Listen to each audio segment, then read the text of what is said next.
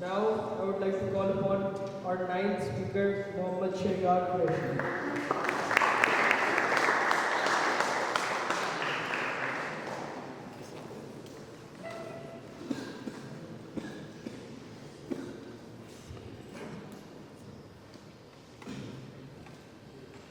Assalamu everyone, I'm Chiragh, and I will be speaking in favor of the second topic, ambition, the light that guides the future.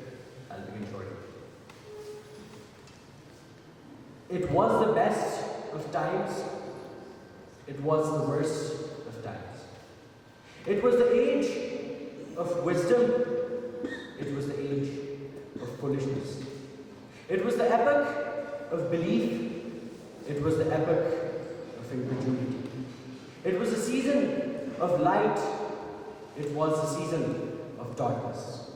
It was a spring of hope, and yet it was the winter of despair. In the shadows of our conflicted world, our story begins with that singular word, hope. A young boy crouches beneath the street lamp outside Data Darbar, his pen tracing dreams into a notebook worn with hope. Every letter he writes defying obscurity, and every thought a rebellion against his circumstances. In Gaza, a young mother treads her children through streets of rubble, whispering lessons of resilience even as bombs tear the skies above. And in Sudan, a protester marches to the town square, facing rifles and batons, daring to demand justice even as the world watches in fear. Three vastly different scenarios. Three completely different purposes, yet all three scenarios are driven by one singular force, their ambition. From the young man's dreams of creating a better future for himself, defined by each stroke of his pen, to the mother's prayers for the day her children would no longer have to live in fear, and the protester whose cries for justice echo louder than the bullets of his oppressors. That, Mr. President and honorable adjudicators, is true, raw and unfiltered ambition. And it exists as an innate part of human nature. A look through the annals of history proves that every great mind and every great idea has always began with ambition. Be it Iqbal's vision for a separate homeland for the Muslims where they would no longer have to constantly prove their loyalties, or Martin Luther King and Rosa Parks' dreams for the day colored people in America would achieve equality. Even in the fields of scientific discovery, from the invention of the wheel in ancient Mesopotamia to Neil Armstrong's first steps on the moon. All these great minds defied the meanings of mediocrity, and all of them dared to imagine what could be rather than to accept what is.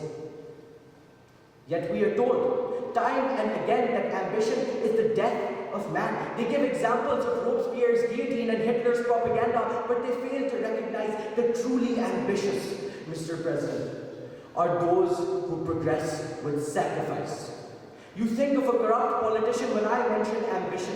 I think of Nelson Mandela, a man beaten and battered in a jail cell, yet suffered in silence, and upon emerging from that very cell, chose to forgive his oppressors for the sake of his ambition.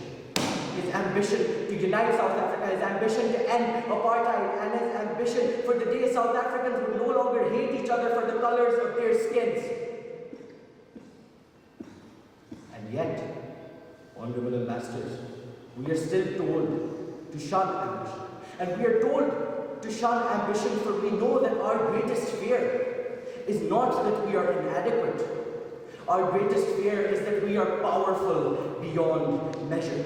It is our light, not our darkness, that most frightens us.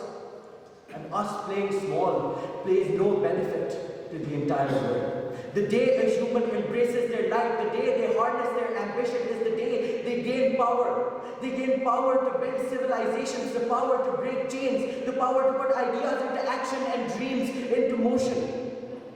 For a man without ambition is a ship without its compass.